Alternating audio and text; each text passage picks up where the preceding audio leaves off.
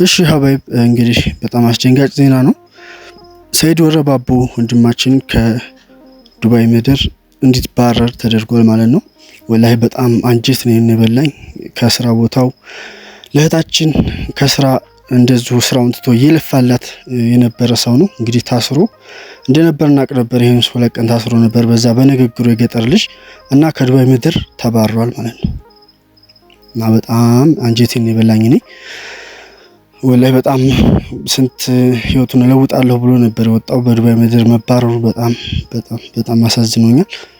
እና እንግዲህ ይሄን ልነግራችሁ ነው የመጣሁት። በጣም እኛ ሀገራችን ላይ እንደዚህ ነፍተን እንኖራለን ብለን ደግሞ አልሳካ ብለን ወደ ውጭ ስንሄድ ደግሞ እንደዚህ ስንታሰር አልሆንልን ብሎ ስንባረር ከባድ ነው። ለምን አይነት ስሜት እንደሚሰማው እሱና ፈጣሪ ነው የሚያውቀው።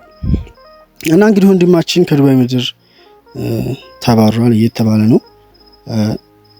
ባካችሁ ጩሁለት እንዲመለስ። የሳውዲ መንግስት ያው ህዝብ ባንድ ድምጽ ተሆነ ህዝብ ይመልሰዋል ማለት ነው። እና ለእህታችን ሀና እየለፋ እንደሆነ እናውቀው ነበረ። ሰሞኑን በጣም ካርድ ለራሱ ያወጣው እሱ ነው ፈጣሪ ነው የሚያውቀው ለሀና ብሎ ማለት ነው። እና ምንም ጥቅም አላገኘበትም። ሰው ግን በዛ በገጠር ልጅ ተናግሮት ነበረ። በዛ ንግግር ታስሮ ነበረ። በታሰረበት ምክንያት ወደ አገሩ እንዲገባ ተደረገ ማለት ነው። ምን አይነት ጊዜ እንደደረስን ምን አይነት ዘመን እንደደረስን አላህ አለም። ወላሂ አላህ ይጠብቀን ከእንደዚህ አይነት ነገር አላህ ያውጣን። አንድ ሰው ግልጽ ሆኖ ለሰው ልጅ ሲለፋ ይሄ ደግሞ ከዚህ ይሄ የዋህ ሰው ከነዚህ መጠበቅ የለበትም። እኔ በበኩሌ እወደዋለሁ። ምክንያቱም የእናቴ ልጅ እንደዚህ ያደርግልኝም እና ማለት ነው። እና የገጠር ልጅ ግጥም አድርገው ያዙት። እውነታቸውን ነው። አንድ ቪዲዮ ሰርቷል። ምንድነው ሞታለች ቪዲዮ። ይሄ ደግሞ ከሞት የገደላት እሱ ነው ማለት ነው። ይሄ ግልጽ ነው፣ የታወቀ ነው። ይሄ ትልቅ ወንጀል ነው። ያልሞተችን ሰው ሞታለች ብሎ ማስወራት ሆነ ቪዲዮ መስራት እና ነው። ለምን እንደዛ አረክሎ ብዙ ጥያቄ ሲጠይቁ ነበረ። እሱም ካመናችሁኝ ካላመናችሁኝ ይሄ ነው መልሴ ብሎ ቀርቧል የገጠር ልጅ። እና በዛ አማካኝነት ተናዶ ሰርቦታል። በስድብ ምክንያት ይቅርታ ጠይቆ ነበረ። እና እንግዲህ ተባሯል እያሉ ነው። አላህ ውሸት ያደርገው። ወላሂ ውሸት ይሁን እያላችሁ እንደው በጣም ሼር ያደረጋችሁ በተለይ ለዱባይ መንግስት አደርሱላቸው ማለት ነው። ይሄ ነገር ይድረስ።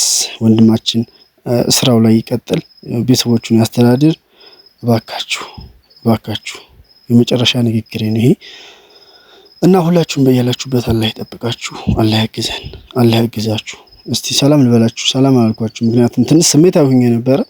እና ሰላም አለይኩም ብያለሁ። ሁላችሁንም ክርስቲያን ወገኖችን ሰላም ብያለሁ። በያላችሁበት ያላ ሰላም ዝንታ ይላችሁ። ሁላችሁንም አላህ ይጠብቃችሁ። የምታመልኩት አላህ ፈጣሪ ይርዳችሁ ማለት ነው። እና በአሁኑ ሰዓት መናገርም ሆነ አላፊ ቃል ማውጣት በህግ ያስቀጣል ተብሎ ነበረ። ብሬክስ በጣም አስጠንቋል። እና ደግሞ ስሜታዊ ሆኖ አንተ ዲቃላ ልጅ እናስገድልሃለን ምናምን እያለ ነበረ። በዛ ምክንያት ነው እንግዲህ የተያዘው ማለት ነው። ወንድማችን ወረባቦ ሰይድ ወረባቦ አላህ ወደ ነበርክበት ይመልስህ። ቅን ሰው ነህ፣ የዋህ ሰው ነህ። አንተ ለዚህ አይገባህም ማለት ነው። ወደ ነበርክበት ይመለስህ ፈጣሪ። ሁላችሁም አላህ ይርዳችሁ። እና በተለይ እነሳራ ሁላችሁም ጥንቃቄ አድርጉ። ሁላችሁም በተለይ ዱባይ ላይ ህጋዊ ሆናችሁ የምትሰሩ አደራ ጥንቃቄ አድርጉ፣ ከላፊ ቃላት ማለት ነው።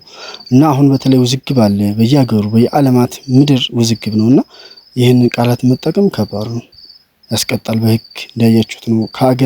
ከሀገር ይውጣ እስከማለት ድረስ ያደርሳችኋል ማለት ነው። እና አላህ ይጠብቃችሁ፣ አላህ ይጠብቀን። እና በአሁኑ ሰዓት በአገራችሁ መግባት ከቻላችሁ ይህን ወርም ትኬት የቆረጣችሁ የሞላ አየር ካገኛችሁ ወደ ሀገራችሁ መምጣት አስፈላጊ ነው ብዬ አስባለሁ። ምክንያቱም አሁን ላይ ትንሽ ሲረጋጋ እንደ ሽንኩርት ራሱ 3 ብር የነበረ ወደ 6 ብር መዝለቁን፣ 1 ብር የነበረ ወደ 2 ብር፣ 2 ብር የነበረ ወደ 4 ብር በጥፍ እየጨመረ እንደሆነ እየታወቀ ነው ዱባይ ለራሱ ማለት ነው። እና አላህ ያግዘን። ይሄን ኑሮ ውድነቱ ምንም አይለን፣ ግን እኛ ሰላም ነው የሚያስፈልገን። ሰላማችን አላህ ያንጣልን ማለት ነው። እና ሰይድ ወንድማችን ከዚህ በፊት ሳኡዲ እንደነበር እናውቃለን። ሳኡዲ ደግሞ ተይዞ ይሁን ብቻ ተይዞ ይመስለኛል የመጣው ወደዚህ ወደ ኢትዮጵያ። ከኢትዮጵያም ደግሞ አልሳካለት ብሎ ወደ ዱባይ ሄደ። ዱባይ ደግሞ እንደዚሁ መታሰሩ ወደ አገር መሸኘቱ ትንሽ ስሜት ይጎዳል ማለት ነው። እና እንግዲህ እስኪ ቀጣይ እውነት ከሆነ ወደ ሀገሩ መምጣቱን ተታወቀ ምን ማድረግ አይቻልም፣ ወደ ሀገሩ መምጣት ነው ማለት ነው። እና ሀናንም አላህ ያስገኛት። በሀና ጉዳይ በጣም ለፍቷል፣ በጣም ተንከራቷል። እና ይሄ መታሰሩንና ወደ ሀገሩ እንዲሸኝ የተደረገውን ከማን ሰማሁ ብትሉኝ ከነ ጆከር እኔስ ነው ሰማሁ፣ ከጓደኞቹ ከመሐመድ ምናምን የሚባሉት ከነሱ ነው የሰማሁት ማለት ነው። እና ተባሯል ነው ያሉኝ ያሉት። ብቻ አላህ ያግዘው፣ ውሸት አላህ ያድርገው፣ ይለቀቅ እያላችሁ ከተሆነበት ሁኔታ ላይ ይለቀቅልን፣ ወንድማችን ነው፣ ይቅርታ ጠይቅ ምናምን እያላችሁ ቪዲዮ ስሩለት ሁላችሁም። ምክንያቱም ይሄ ወንድማችን መታሰሩ ትንሽ ይነካል፣ ይጎዳል ማለት ነው። እና ሁላችሁንም አመሰግናለሁኝ ለምታበረታቱን ሁሉ እናመሰግናለን።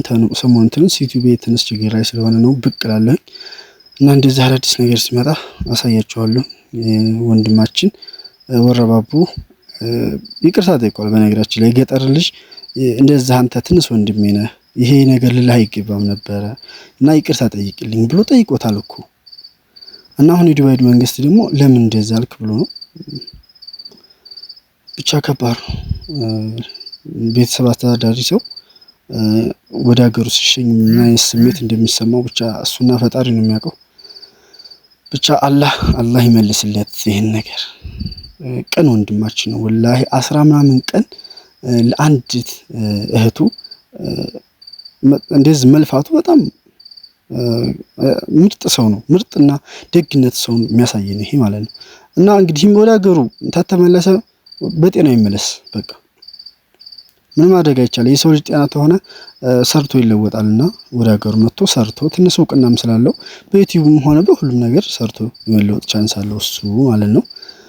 እናንተም እላፊ ቃል የሆነ ነገር አትልቀቁ። በተለይ ውጭ ዓለም ያላችሁ መያዝ አቅማችሁ ሰፊ ነው፣ ትያዛላችሁ።